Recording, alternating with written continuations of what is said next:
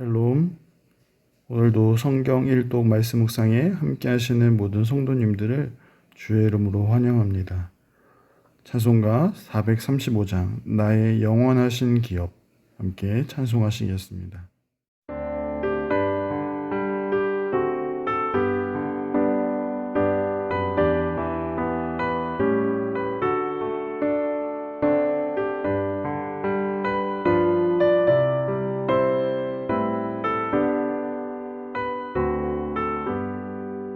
나의 영원하신 기업 생명보다 귀하다. 나의 갈 길 다가도록 나와 동행하소서. 주께로 가까이 주께로 가오니 나의 갈 길 다가도록 나와 동행하소서. 오늘 함께 나눌 말씀은 역대상 17장 1절부터 4절 말씀입니다. 다윗이 그의 궁전에 거주할 때 다윗이 선지자 나단에게 이르되 나는 백향목 궁에 거주하거늘 여호와의 언약궤는 휘장 아래에 있도다. 나단이 다윗에게 아뢰되 하나님이 왕과 함께 계시니 마음에 있는 바를 모두 행하소서. 그 밤에 하나님의 말씀이 나단에게 임하여 이르시되 가서 내 종 다윗에게 말하기를 여호와의 말씀이 너는 내가 거할 집을 건축하지 말라. 아멘. 이 시간 내가 세우리라 라는 제목으로 말씀 나누고자 합니다. 사울 이후에 다윗이 이스라엘의 왕이 된 이후로 하나님은 다윗과 함께 계셨고 모든 전쟁에서 승리하도록 하셨습니다. 이후에 어느 정도 나라가 안정이 되고 다윗은 두로암 히람이 보내어준 백향목으로 지은 궁전을 짓게 됩니다.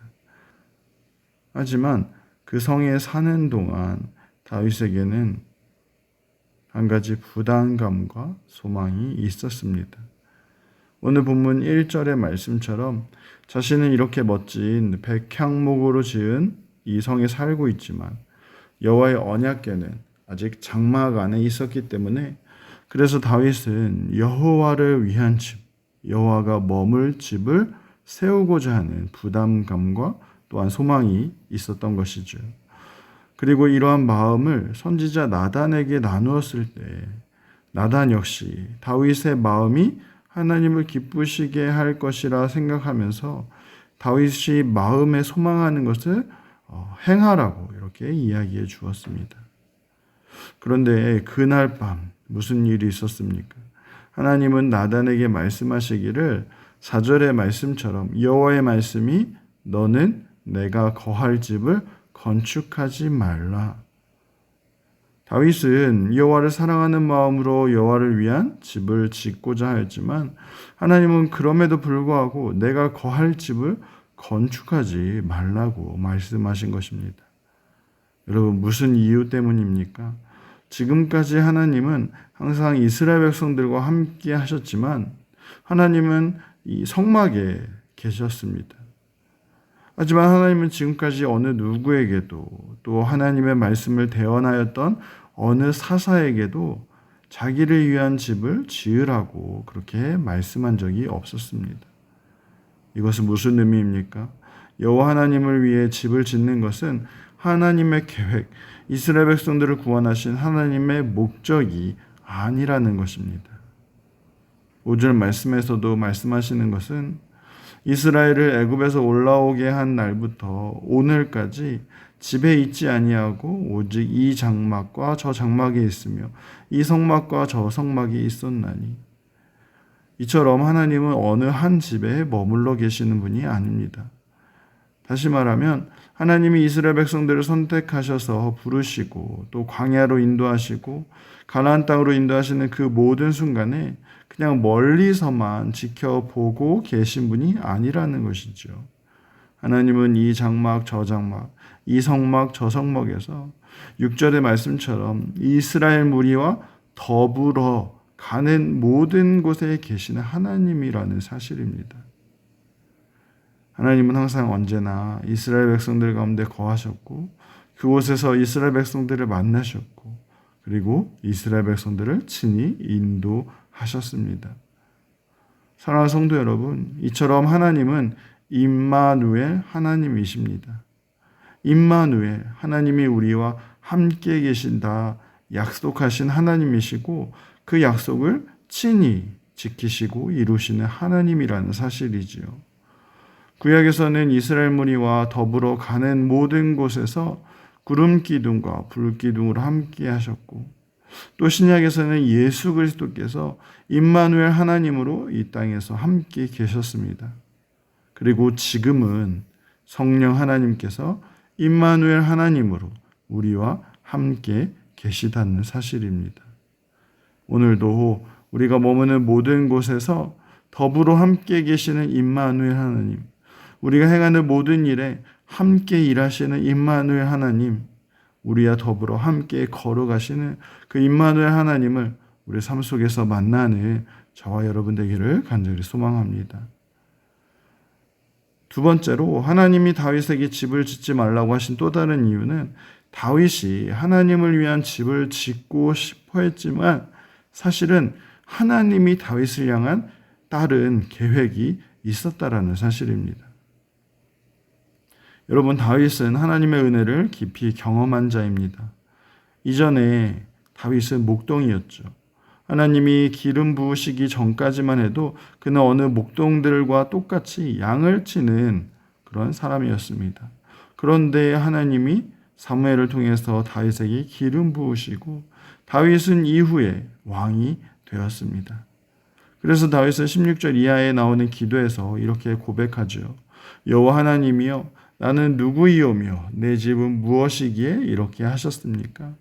19절 말씀에서도 여호와여, 주께서 주의 종을 위하여 주의 뜻대로 이 모든 큰 일을 행하사 이 모든 큰 일을 알게 하셨나이다.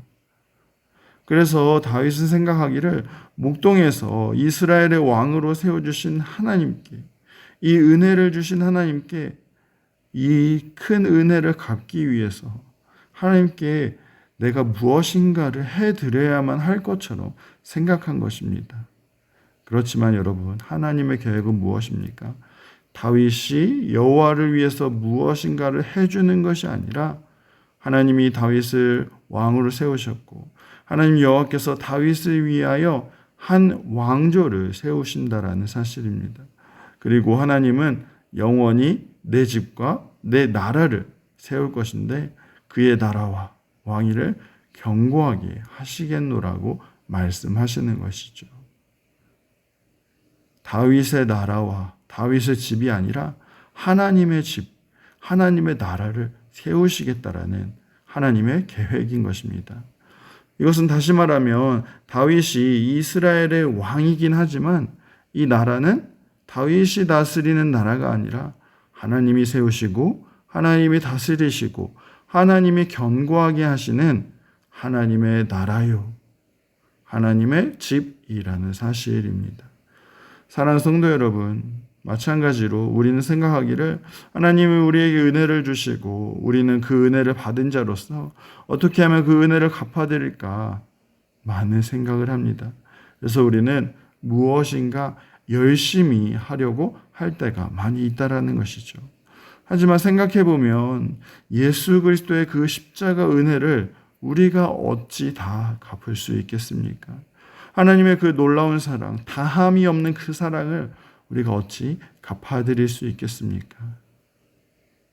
그렇기 때문에 우리는 오늘 다윗의 모습처럼 16절 말씀해 보시면 분주하게 하나님을 위해서 무엇을 할 것인가만 찾아다니던 다윗이 이제는 하나님 앞에 조용히 나아가 앉습니다. 그리고 하나님을 묵상하고 하나님께 기도하는 것이죠.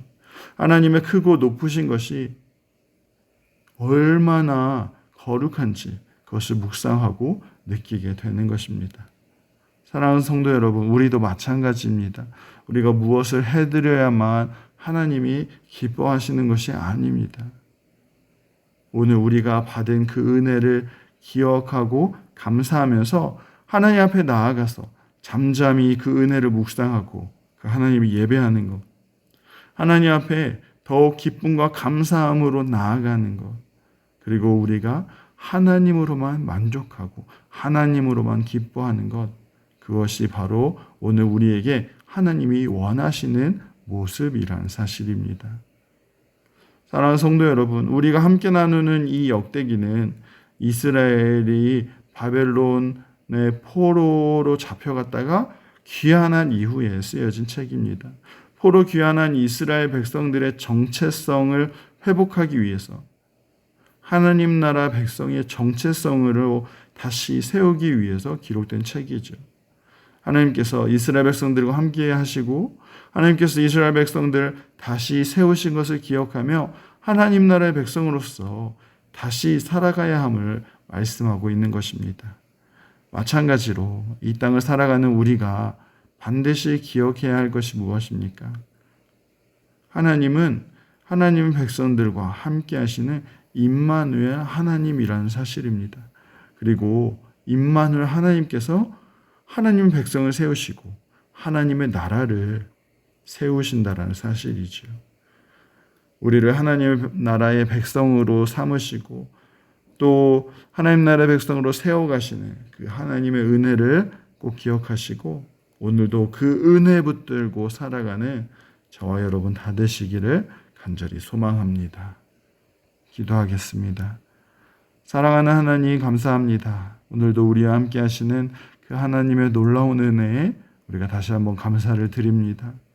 이스라엘 백성들과 더불어 모든 곳에 함께 하시며 역사하시고 또 그 백성들을 인도하셨던 하나님께서 오늘 우리와 영원히 함께 하신다 약속하시고 그 약속을 친히 이루어 가시니 감사를 드립니다.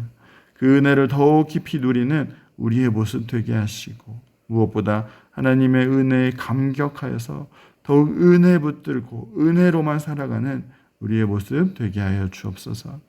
하나님께 무엇을 해드려야겠노라는 우리의 그러한 욕심조차도 내려놓고 하나님이 주시는 그 은혜를 더욱 깊이 누리며 살아가는 우리의 모습 다 되게 하여 주옵소서. 감사를 드리오며 살아계신 예수님의 이름으로 기도합니다. 아멘. 오늘 함께 읽을 말씀은 역대상 17장부터 19장까지의 말씀입니다. 오늘도 말씀과 함께 승리하시길 간절히 소망합니다.